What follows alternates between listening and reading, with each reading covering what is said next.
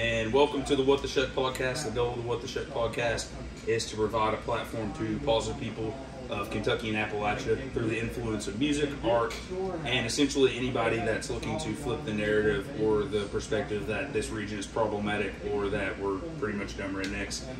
So my next guest has done incredible work for the podcast platforms of country music and has provided an outstanding platform to so many great artists in our region. We're actually here tonight for his show that we're doing at the Burl, or that he's doing at the Burl. That's going to be showcasing some really incredible talent from all around, not only Kentucky but states surrounding. Alabama, Illinois, everywhere. Yep. But so up next is going to be WB Walker, and I'm really excited to have you on. Thanks for coming on, dude. Well, I tell you, when you asked me about it, I was kind of hesitant at first because my Crocs are like my fucking family, man. Oh man, he's got to bring the Crocs up. And you posted the other day about Crocs, and I thought, can I go on and talk to this guy because he fucking disgraced my favorite shoes ever fucking made. But I found it in my heart to come on here. So. And then after that, we walk into the green room, and I'm like, I gotta go get a beer. I'll be right back. And WB's like, dude, there's a whole fridge full of beers. And then I'm like, I don't drink domestics. And so now it's just like, I don't even know why you like me. You probably don't like me. Well, I like you, but Hank Hill wouldn't like you. I'll say that. True. Drinking craft beer. Well, dude, tell us a little bit about the show that you're doing here tonight and what kind of influenced you to do that. Well, a brother of mine that I met through music and stuff, I've known him for a couple years now, Brother Lance Rogers, had made a post probably 4 or 5 months ago, maybe not even that long, but he was talking about how bad he wanted to play the Burl. And I've been here for numerous shows, and I'm like, in my mind I thought, he's good enough to play the Burl. Maybe somebody hasn't heard of him or what, but just the way I was raised, I believe if you're in a situation that you can do something for somebody, and it's not something that all I had to do was make a phone call or like send a message and say, hey, we've talked over the years about me doing a show there. I want to do a show. They're like, okay, here's some date, here's some dates. So that's what got my brain going. I had been wanting to do a show here for a long time. I thought, what better time to do it? I got first time that this will be the first time Lance plays it. And Brother Jay's sitting over here. He's wanted to play the Burl for a long time. This first time that he's a young man though.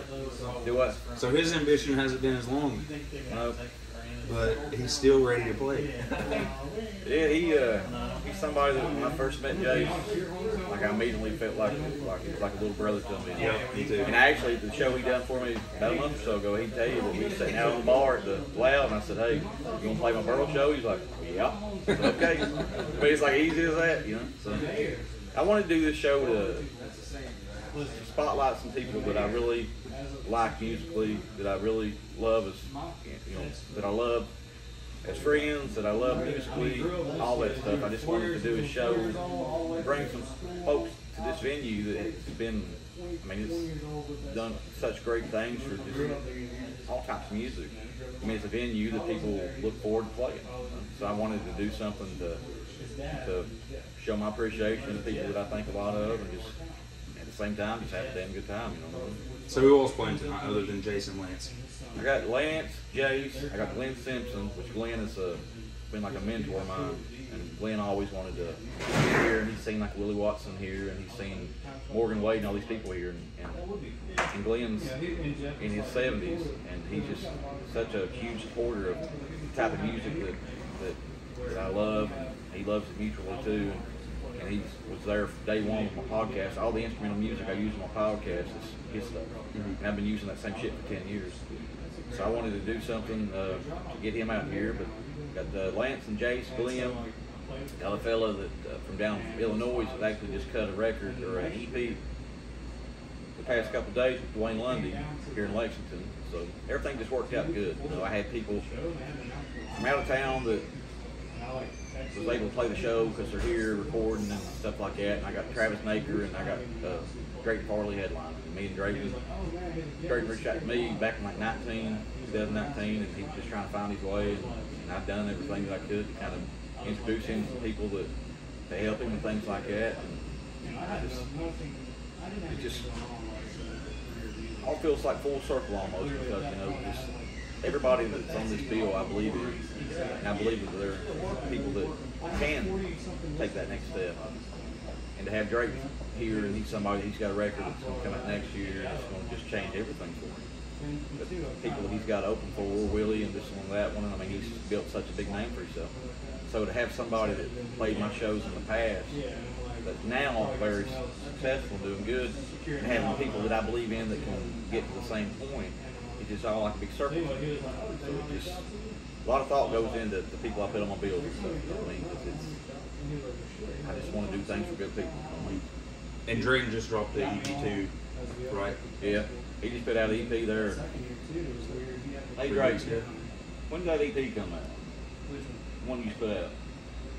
The second of this month. Put out EP September 2nd, and it's songs that I've had heard for a while and stuff, and the album artwork, that mountain stuff, is a picture he took on his way to my house and stuff, so it's just a cool thing, like I said, it just feels like full circle type deal. Well, I met you at an episode that you shot at Scenecast here in Lexington, and that was a few of the people that are actually playing tonight, and then it was Lucas Wayne, Matty Goins, and I had listened to your podcast many times, but I was like, Becky and Stephanie were like, hey, come and check this out. Like, with what you do, you'll appreciate love. And I was like, holy shit, when I get to hang out with WB, like, it's cool as fuck. And I was telling Cannon when I was in there, one of the guys that owns the Bro, I was like, essentially that guy, like, set up a foundation for there to be a scene to do a country music podcast. And so I'm able to do, I don't necessarily just do country podcasts, but I do a very Appalachian themed podcast. And as you know, that's a huge part of our culture. And so you laying that groundwork has given such a platform to so many incredible people. And so I wanted to have you on because of that. And so kind of walk us through what it was like starting that podcast over 10 years ago. Buddy, the first show I ever uploaded was June the 26th, 2012. And it was just hosted, the MP3 hosted on my website. Like I had like an embedded player on my website for each episode. And I had no clue about, like at that time podcast was still relatively new. Mm-hmm.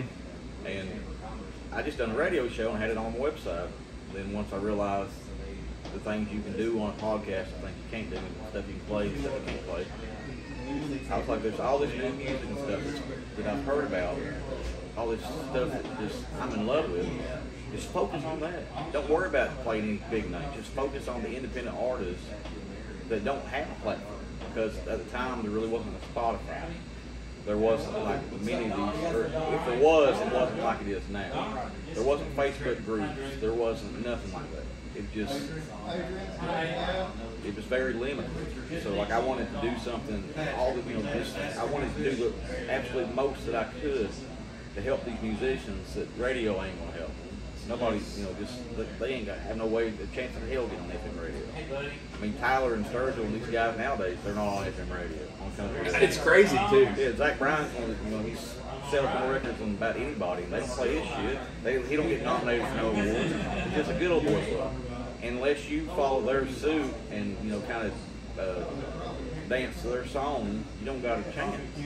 So I wanted to do something, and I had no idea what it would turn into, what it would grow into. But I never got down on myself. I never was like, man, it ain't growing. I just kept on, just beating the brakes off of it. And finally, just I started gradually seeing it doing good, and it's been a blessing to me, man. It's like my fourth child. I got 3 boys. It's like my fourth child. It's like it means the world to me. And to be able to help people, that's what I like more than anything.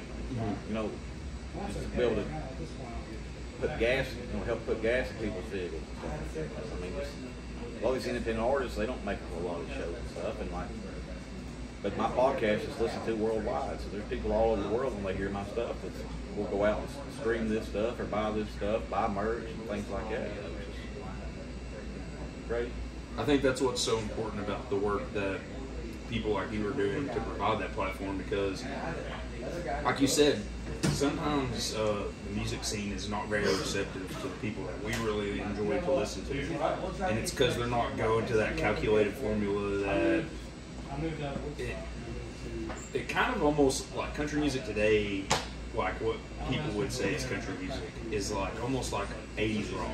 It's like that same kind of formula and the way that it's broken down, and it's just like that went out of style for a reason. Like people didn't want to listen to that, but the way that people like Drayton or Lance or Jace or Tyler or Sergio, they make timeless music. And it's not something that's a trend. It's not like something that's just going to be here for a second and then it's gone. It's something that you're going to listen to in like 10 years and be like, that's a fucking awesome song. And I think that by you being there for those people is so huge to people that have made such an impact in the scene. The scene around West Virginia and Kentucky and that area is very fertile. And people like you have made that possible.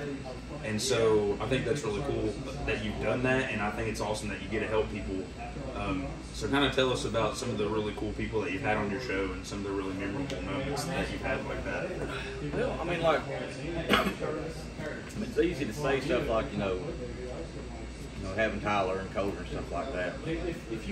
Probably when it comes to actually live shows, I'll give you this thing that comes to my mind a lot when people ask me about things that really stick out in my mind. My bar and grill is like a 12 by 30 wall. And I cool it down with air conditioning. So if you're recording stuff, you got to turn your air conditioner on because it's just, you don't want that feedback.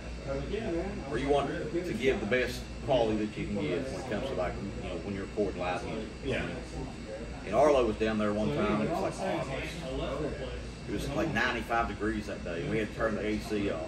And there was Jacob McComas and Adam Bearclaw and Jimbo Valentine was in there. There wasn't many of us, maybe 10 or 12, 15. That show that Arlo done out there, we was all dying. Like just drink a beer. You're already kind of like dehydrated and stuff. Then you got that heat. But that show that he done that time, it's one of the things I always lay in bed at some nights and just kind of close my eyes and just kind of drift back to that spot. I mean, it was a special moment. But I've been blessed, man. Like so many people. I found Tyler early on, reached out to him. He was all for it. Hell yeah, I'm playing stuff. And it's like I was the first person in North America to agree, not North America, but in the United States to ever book Coder. So like I found Coder by YouTube or by a Facebook post, checked it out. And it wasn't the first show we ever played, but that's the first person to book, and he played a few more on the way down to me. Yeah. But it's just more so, I mean, like, there's so many great musical memories, but it's just the friendships or lifelong friendships, people that you respect them, they respect you, but it ain't just, they get to know your family and stuff like that. You get to know their family. That's the stuff that matters more to me than anything. Yeah, man, and I know that from personal experience that since I've started this in 3 years, I've met so many people, and it's just like trying to imagine in 10 years where I would be at network-wise is just really insane because I feel so much love already and have met so many incredible people that I'm like, these are like some of my best friends, like people I've just met in the last few years. And that's the thing, man. Like people can pick up on bullshit so quick. And if you're genuine to people, and if you do shit for the right reason, and you're not trying to just like fucking make yourself the next big this and that, like there's nothing wrong with people that have been able to do that. But like when I meet people and I play their music and they do live music for me, I don't think there's anybody that I've ever had that would go away from the experience that they've had with me and not think that I'm not doing it for any reason other than I love the music. Yeah. I think that's tough too. I think a lot of musicians that are playing music, I know I've talked to Nick a million times, and he's just like, dude, people just like walk up to me and be like, hey, you're that dude from Sunday Best. And he's just like, I'm a fucking normal person. Like, what are you talking about? And so it's cool when someone probably walks up to me and is like, hey, I really appreciate your art. Like, I don't care about the other stuff. I just want to help you out. And sometimes I think those people probably are getting some really artificial and fake interactions done with them. So I mean, over the years, I've got stuff like that. You kind of see through bullshit pretty quick, but like 99% of the time, the people that take the time to come to me and tell me their stories and stuff are people that's listened to me forever. Hey, Don. Hey, Cody. Give me your lighter a second. I've lost my lighter. good, man. Lighter break. WB, the Podfather and Hands of God. Well, I think, yeah, this hand's all fucked up today, but my right hand's still good. That was a casualty of war, right? Yeah, a beer can. You're not supposed to say that part. Yeah, well, a beer can got cut too, and it about cut the tip of my finger off. So. You're supposed to say something like, this lady was like stuck in a creek and had to like punch through her window and save her life. Everybody knows me, they ain't gonna believe that. So, tell us a little bit about like what you're doing with the live shows and how you kind of, because that's a pretty new part of that, right? If I'm not mistaken. Well, my 1 year anniversary show, I done it in my living room, and I put YouTube clips on Facebook of Tyler and invited anybody that wanted to come. And it was me and Fallon. We were the only people there that wasn't musicians. Nobody came. Then it was Tyler, Sonora, and my buddy Justin Hunt. So that was my 1 year show, like in my living room. My 2 year show back in 14, I guess, I done it at the B Club, and I've done a show there pretty much every year except for like COVID years and stuff like that. I got in a bad wreck back in 19. I did do a show there, so I had like had a couple of years I didn't do much. But I've done some live shows, but like when it comes to like doing live shows like at my place, that's been something I've probably been doing like 3 or 4 years. But it for a long time it was just strictly just featuring records. It wasn't live stuff. But I enjoy doing the live stuff. Just have people come down and it's like a little private concert, you know what I mean? Yeah. It's a pretty cool thing. I've always said that for me, that's been like what's so cool about it. It's like, obviously, like you've said, you want to help people on a private platform, but it's like selfishly though, I do get to like watch some really, really incredible musicians and talk to some really, really cool people and get some insights that I wouldn't necessarily get, or a lot of people don't get because they're not in an intimate situation like this. So it's really cool to be able to kind of have that opportunity. It's one of them things, I swear, it's a blessing. It's like a double-edged sword.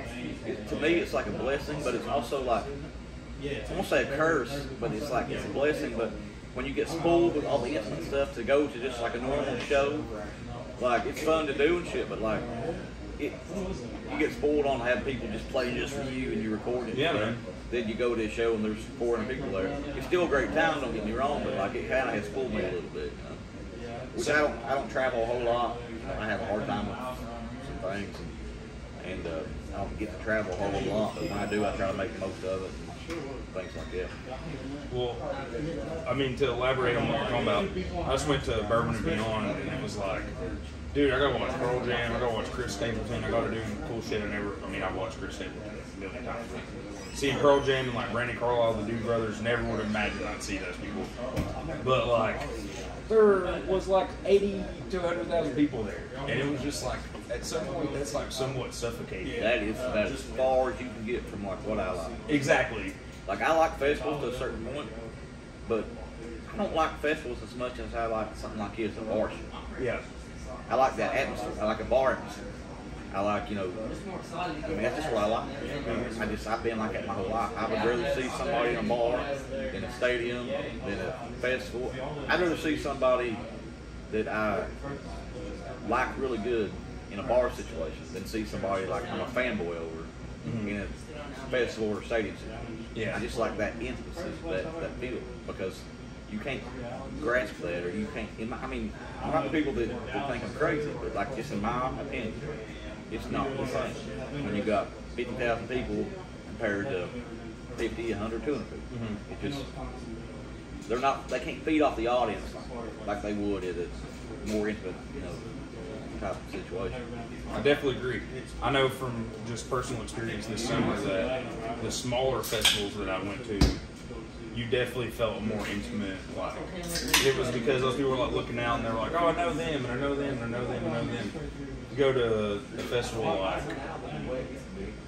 Bourbon and Beyond or Railbird or something like that where there's 30 to 100,000 people. Well, I think smaller festivals, you'll have people come for certain musicians, don't get me wrong, but a lot of people will come just to hear music. Yeah. Because they love hearing live music. But you go to these big festivals, you ain't gonna find that experience. It's more like a social experience. Yeah, they're so fucking expensive for one. And two, it's just like, I think people kind of have a reason to go or a person they're going to see instead of just going to listen to music. Mm-hmm. You know what I mean? That's why I really liked like Festival of the Reds. They had like 55 musicians there. And it was just like, it was a really good opportunity for a lot of people that music lovers. Yeah, we was there together. That's one that I had a good time at. I wasn't there all weekend and shit. I was just there one night, but yeah, I had a great time with it. And it was just people that were there to listen to music, like you said. It wasn't like, oh, we're going to see Pearl Jam alone. It was like, oh, there's 54 musicians. I might get to learn. Yeah, just looking for new stuff, you know, or just to hear music, you know, that just shit they like. Yeah. Who are some people that people should maybe have an eye out on for coming up? Maybe some artists that you're really digging that obviously aren't here tonight, but that they should keep their ear out for. I mean, I'll say this: there's one person that is here tonight that just recorded a record in Lexington with Dwayne London, brother Cody Lee Mooney. I got to listen to some of it, and it just blew my mind. When this record comes out, it's going to fucking blow up. So people need to get on that train now. It's Cody Lee Mooney. It's Moomey. It's with an M, not an N. But he's got it. Whatever that thing is, that like Jay said, you know, that's just, you can't learn it. You can't teach it. It's just you have it or you don't have it. And Cody has it. And he's going to be somebody that him and his family, everybody, means so much to me and my wife and my kids and stuff. And I'm just trying to help him kind of find his path to get where he wants to be and not have to work up on a roof all the time and doing construction and shit. But I know once his stuff comes out, he's going to be a name that I don't have to tell people about. They're going to know because everybody else is going to be talking about him too. That's exciting stuff to hear. I know Cody's sitting behind us. He's fucking incredible. I've had that show that you did at Scenecast he was at, and I got a chance to watch him there and was like, holy shit, who is this guy? It's kind of like it. First time I heard him, he come down the house and the guy that he was working with at the time, Jeb Brown, I've known Jeb for a long time, and Jeb's got a pretty good ear for stuff. So if Jeb wants to send somebody my way, I'm like, okay. Even if I ain't heard him, like I respect him enough, you know, but we'll work it out. And he sent Cody down to the house, and he opened the door, and I didn't know him from Adam, and he come in there, and I'd listened to like a little bit of his stuff, but not a whole lot. And as soon as he started playing it, opened his mouth, it was kind of like one of them, like the first time like I heard like a Tyler play or something. He just one of the things sends like goosebumps down your mind. You're just like, holy shit, where did this voice come from? It blew me away. And he's getting there. So is that how you've met a lot of people that you know? Is like someone will be kind of like, hey, like this guy you should listen to, or like how do you recommend that people kind of search out new music? Well, obviously Spotify and like stuff like that. But. Well, like with me, I don't have Spotify or anything. Like I always like I've got people like at this point in time, I have a whole lot of people that send me stuff. When I first started, I didn't have that, so I just had to just do my research, get on YouTube, and like if I seen somebody share a musician, I didn't know who it was, I'd listen. And maybe 50% of the time I liked it, maybe 50% of the time I didn't. But I found a lot of good shit just from taking 30 seconds, a minute, and that listening. So if somebody that you respect musically posts something and you don't know what it is, don't not listen because you don't know what it is. Listen with the ears of looking for something, trying to find something. Kind of have an unbiased eyes or unbiased ears situation. That's kind of how, I mean, I've just always, I mean, I have had people turn me on to stuff, you know what I mean? But like, I've found a whole lot more on my own than I haven't. And it just, anybody that sends me something, I listen. You never know, there might be one thing you don't listen to, and it might be the fucking best thing you heard in your life. Sure. So you just gotta, all I can, best advice I can give people trying to find music is just pay attention. Just have an open mind. Don't just always listen to the same stuff. If it recommends something that you might like on something, Spotify or something like that, a lot of the algorithms and stuff is because people that listen to somebody you already like listens to somebody else. Just pay attention and just step off the ledge a little bit sometimes and just try to see what you can find. Well, where can everybody find your podcast at and your website and stuff like that? My podcast is on Apple Podcasts, podcast app. I'm not on Spotify or nothing like that. And my reason being, and if there are people that I'm sure don't agree with me, but it's because everybody's got their own way of looking at things. Until they start paying artists something that I think is a fair wage, I'm not going to put my shit on there because they're going to make money off of my shit and stuff like that. Until they start paying artists good, I'm not on Spotify, which I know I'm losing the market there. I have a way about me. I have morals. I have the ways that I look at shit. I ain't going to change it because I think it would grow my shit. I've done good enough before. But I'm on, so if you have an Android device, I'm not on Spotify, but there's an app called Stitcher Radio. On the Stitcher app, it's on there. And just pretty much any podcast apps probably other than Spotify, I'm probably on. Are you on Apple Podcasts? I'm on Apple Podcasts. It's on Google Podcasts. It's on Stitcher. It's not on Amazon. I can't figure that shit out. But it's on a lot of stuff. Are you on YouTube? Yeah, my video shows and stuff are on YouTube. You can just Google WB Walker on YouTube. It should bring my YouTube channel up. I got a lot of rare, early live recordings and a lot of artists folks know. A lot of stuff I was blessed to be able to kind of be a part of and stuff. But my website is wbwalker.com. You can listen to podcasts through it. My website is just it's a little bit harder to function when it comes to listening to stuff than just on your iPhone or on your Android phone listening from one of the podcast apps. But it's wbwalker.com, Apple Podcasts, Stitcher, wherever people find podcasts other than Spotify. Well, man, you got a big show tonight, so I got one more question for you, and I'll let you go. But essentially, at the end of every podcast, I kind of want to get a feel like what someone's. Don't ask me how I've become to be so good looking. I get asked that all the fucking time, and I'm tired of it. I'm just fucking tired of it. It wasn't where I was going, but all right. That's awesome. I was gonna ask. What essentially, it'll be how good looking is the future, I guess. What do you say that you think that you would like, essentially, when your time's come, you're about to die? What do you think you want your overall impact to have been through the radio show and what you've done with all the things that you've done in life? Just being able to help. Just the easiest question that anybody's going to ask me. I don't care. Like when I first started out, one of my goals was like to be an XM Outlaw company, to be a DJ. And I've grown something organically from the ground up that I've been able to help so many people. I might not ever be a household name, but there's a lot of household names that I got thumbprints on different things, different connections I've been able to make, different people I've been introduced to this one or that one. At the end of my day, I just want to be known as a good father. I hope Fallon thinks that that's a good husband. And I just want people to say, you know what? He loved music. Music was pretty much his life. And he believed in folks that didn't have a lot of opportunities or outlets early on to get their stuff out there. And he helped them find that help them get down their path. I've never really thought about what I want myself to become because I'm happy with what I got. I got my own damn bar in my front yard that I can record video shows and podcasts in, and people come down and play music for me. I mean, I got it made. That's fucking awesome. I love it. Just helping people. If you're even if it ain't music, if you're in a situation to help anybody, and it's not something that you have to like completely go out of your way and like put yourself in jeopardy to do. If you can help somebody, no matter how big or small, and it's not something that's going to put your life or change your life and put you in hardship, just fucking do it. We're only here for a short period of time, so just be good people, love one another. Don't put down the shit you like, because the time you spent putting down shit you don't like is time that you could spend bringing up the stuff that you love.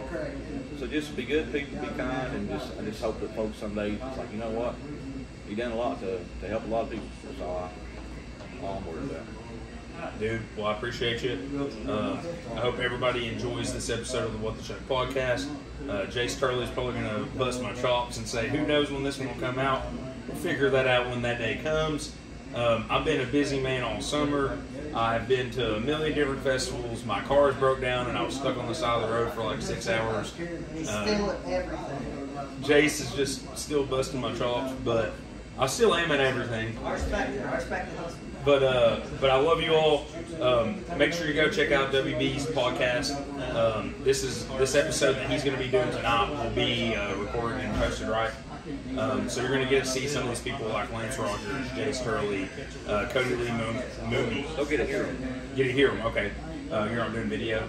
Okay, so you're going to hear them.